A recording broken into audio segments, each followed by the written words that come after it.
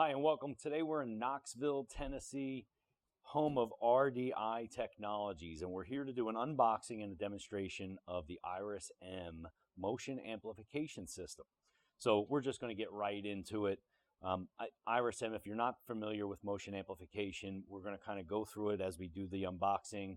We're going to have another separate video on how to set the unit up and give you a demonstration of exactly what it does to give you a little bit more information around motion amplification. But for now, let's get started with the unboxing. So let's cut some tape. We have, first and foremost, a tripod for the unit. We'll go through this in just a second. We're going to lay this on the table for now. We then have a Pelican case that contains the unit. You can get the accessory kit with the light kit and the tripod already in it. This unit will actually go inside this case. So you end up with two really cool Pelican cases. So let's first take a look at the main system, the Iris M motion amplification system. So when you first open up the box, what you'll notice is that it comes with a laptop. So this is actually a Surface Book laptop. These are mounting pads as well as stickers. Now, the mounting pads are to reduce vibration for the tripod. They can go underneath the tripod to make sure the tripod is not picking up vibration. Additionally, these stickers and or magnets that are sitting here allow you to create a monochromatic space on whatever it is you're taking the video of, so that you can actually measure displacement and vibration and get more accurate readings. So this is a digital laser distance finder. So this is going to take your measurement from the camera front lens to the unit that you are measuring motion amplification on. So let's talk a little bit about the camera itself. So inside the case, you'll see that the initial camera comes with the 6mm lens. The camera is extremely small. It is accurate. It's a high-speed camera. So it's actually really, really high quality. Each of the lenses has a color-coded band on it. So in this case, we're looking at the 6mm. It's got a blue band on it. A 25mm lens, it's got a yellow band on it. The 50mm lens has an orange band on it. And the 100mm lens has a red band on it. So why so many lenses? Well, you'll notice when we do the setup video, or if you watch the setup video when we actually utilize this system, that each of the lenses is a fixed lens. And so based on how much you need to zoom into what you're looking at, a fixed lens is a much more high quality lens. And so using fixed camera lenses, if you're a photographer, it makes sense. This is no different. We've got a tripod for the unit itself. The tripod is, I'm familiar with this unit actually, so it's actually a really high quality tripod. One of the really important things about photography is lighting.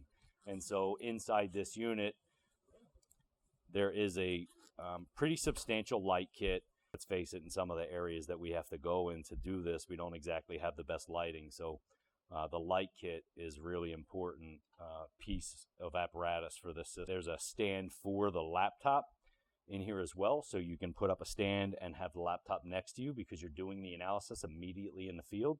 So there's a stand for the laptop, a stand for the light kit itself, has its own tripod, and all the cabling and wiring necessary to run the light kit. Awesome. So this is the Iris M, and we're going to go out into the field and take a look and see if we can't put this thing to some good use. All right, so when we set the tripod up, obviously it's variable height, but we want to try to stay as perpendicular to whatever it is we're taking a video of as possible. So we're going to keep it pretty low. Okay, so we're going to start with the 25mm lens, figure out our distance, input into the laptop, and then see if we need to zoom in any further to pinpoint an anomaly. So at this point, we've got a 25mm lens on. We're just going to take a simple calculation with the distance finder that happens to be video, which is really nice. And we're about 1.5 meters from the unit, so that'll be an input to the laptop to help us take proper measurements. All right, so now we're going to set up communications from the camera itself into our laptop. So there's a very specific cable.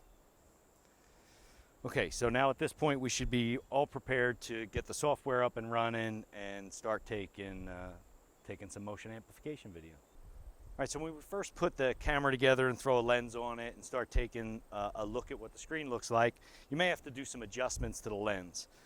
Those include both aperture, opening, as well as focus.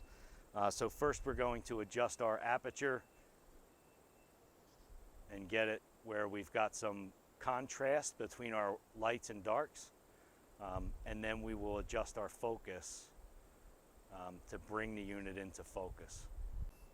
All right, so as we noticed in the picture, we weren't really seeing the entire unit. And we want to start by looking at the entire unit. We may want to focus in on a very specific area later to zoom in, but for now we want to see the entire unit. So we're going to swap the 25 lens out for the 12.5 so that we can get a broader picture. So let's do that now, and then we'll adjust our focus and aperture again.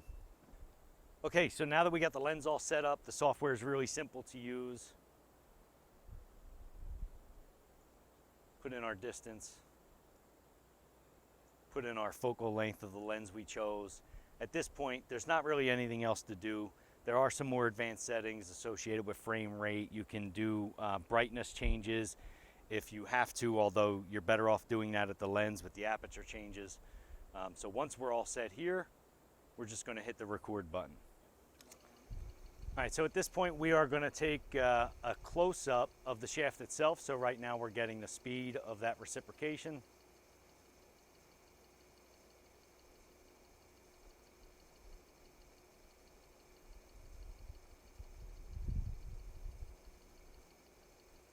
That's all right.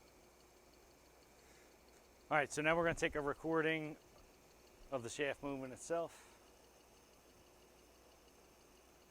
When we go inside and do the software demo, we're going to bring this up and do a much cleaner look at this.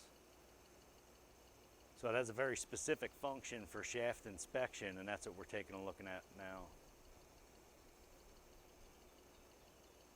Okay, now that we've acquired motion data, we want to take a look at their suite of tools for data management and analyzation.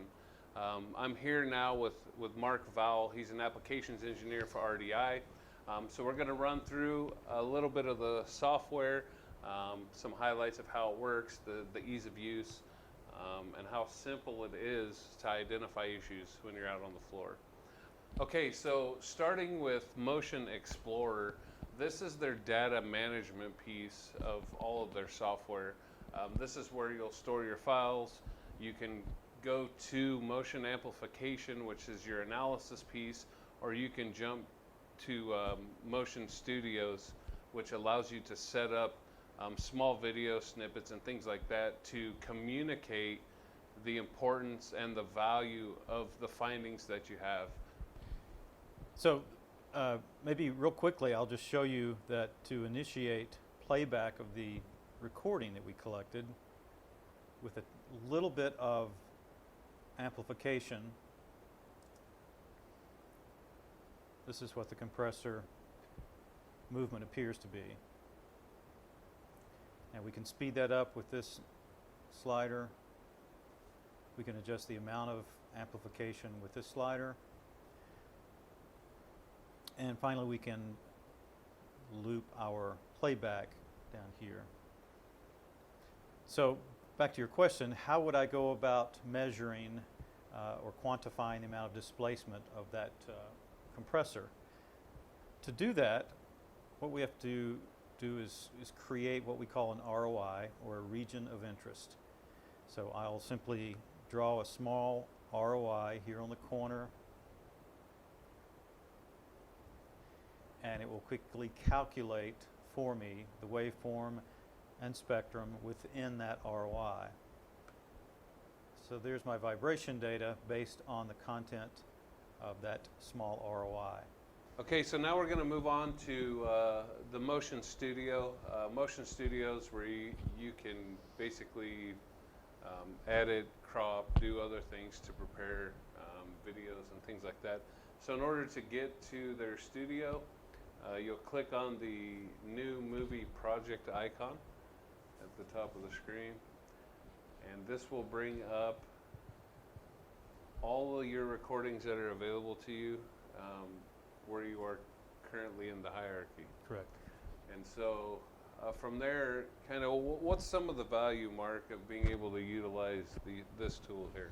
Well, what this tool allows us to do is take all of the different videos that we created in motion amplification, and here are 3 examples of them.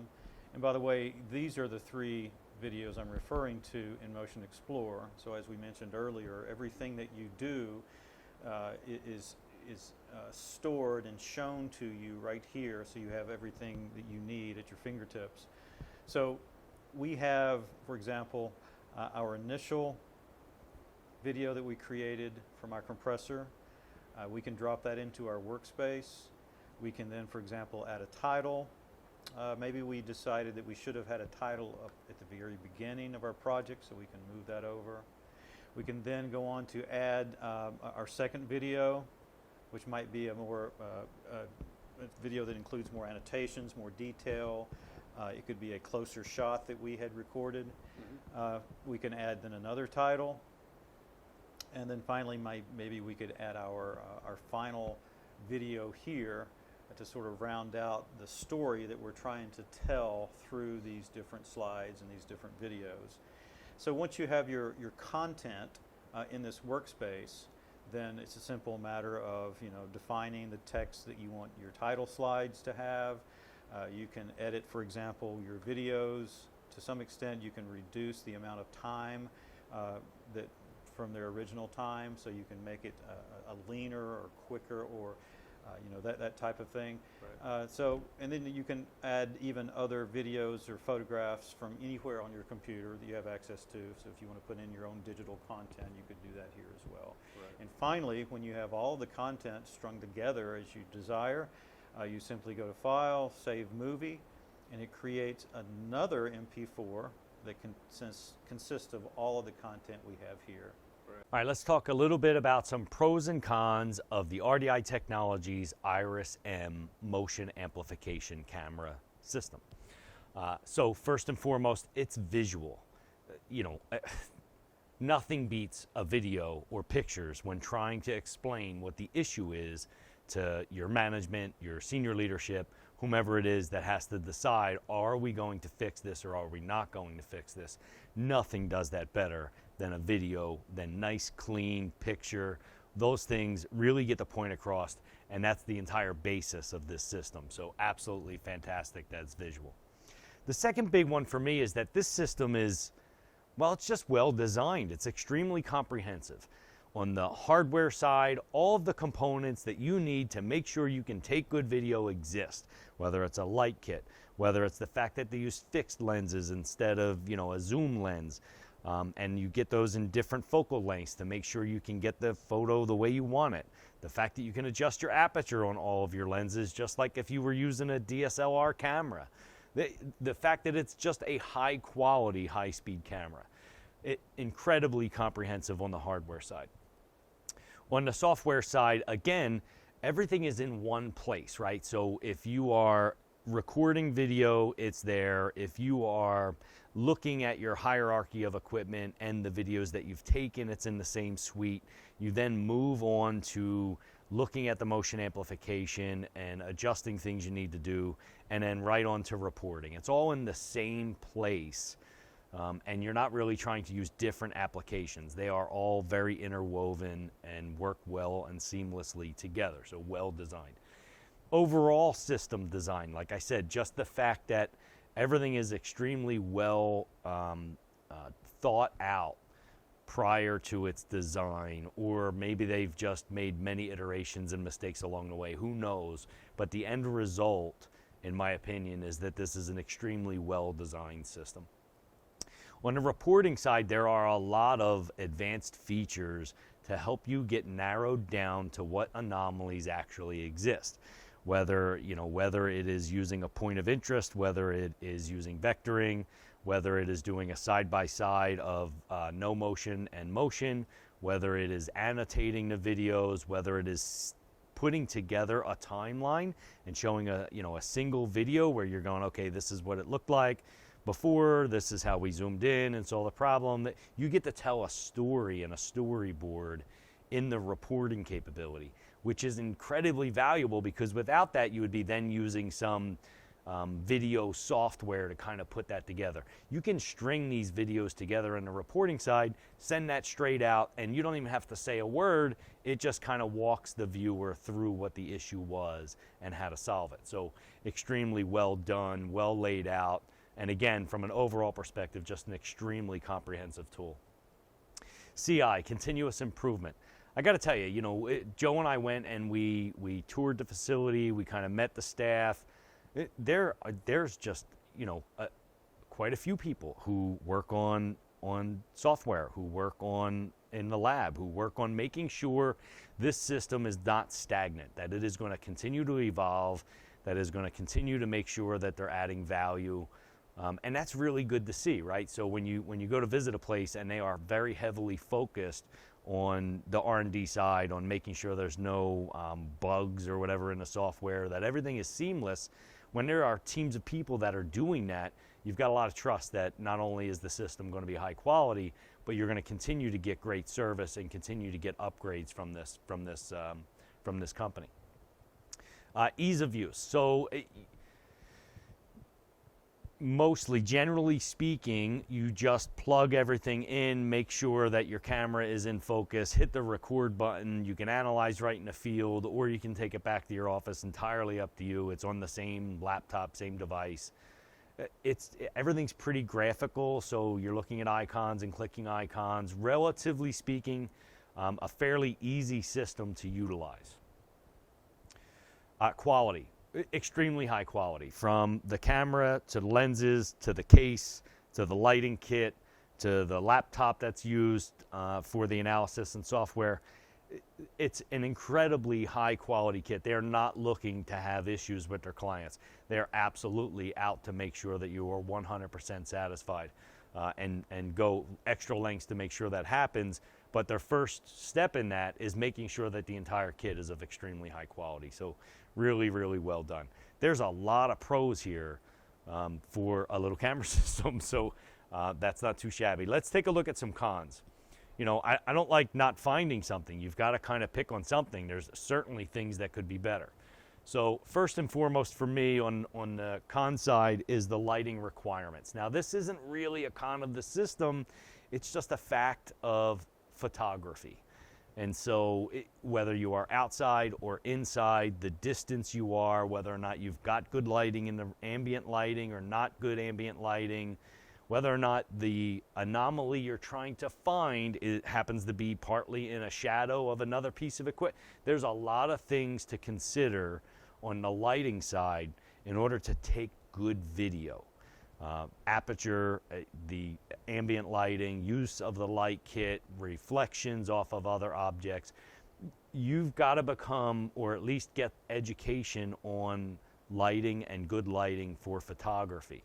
Now, it's not going to stop you from out of the box opening this thing up and start finding issues. But to become proficient at taking these videos, I would highly recommend reading some books on lighting and making sure that you practice a little bit. Use the tool, take it out into the field, see what happens when you use the light kit. Don't use the light kit, have the light close, have the light far away. Take some videos in different scenarios, take some notes, keep your notes with you, and you'll get better and more proficient at doing that. The second thing is it just won't start my car. I mean, this thing didn't start my car, it didn't drive me anywhere. I got to find more than one thing, but it was really difficult. I got to tell you, we do these reviews and we're not there to promote the product. We're there to kind of review it and put it through its paces. This thing is well built. It is of high quality. It comes with everything you need. It is simple to use. Again, it's not really a con is the fact that you have to understand lighting in order to get proficient at it, right? So honestly, won't start my car is just a joke, but this is pretty high quality stuff here. And I got to tell you, Joe and I had a blast.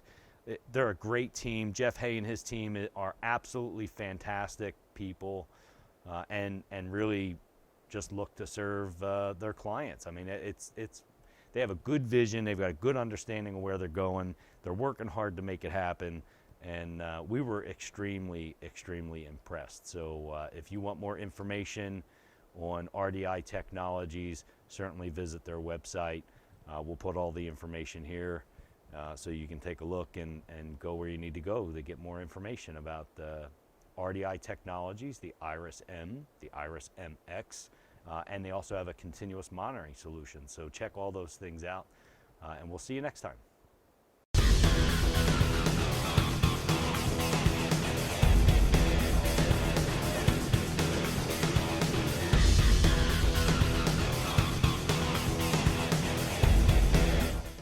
Hey, if you would like your product reviewed by Reliability Expo, contact us at ask@reliabilityx.com. We'll set up a time where we can either come onto your site, or you can ship us your product or give us access to your software, and we can do a product review for your organization as well. Contact us at ask@reliabilityx.com.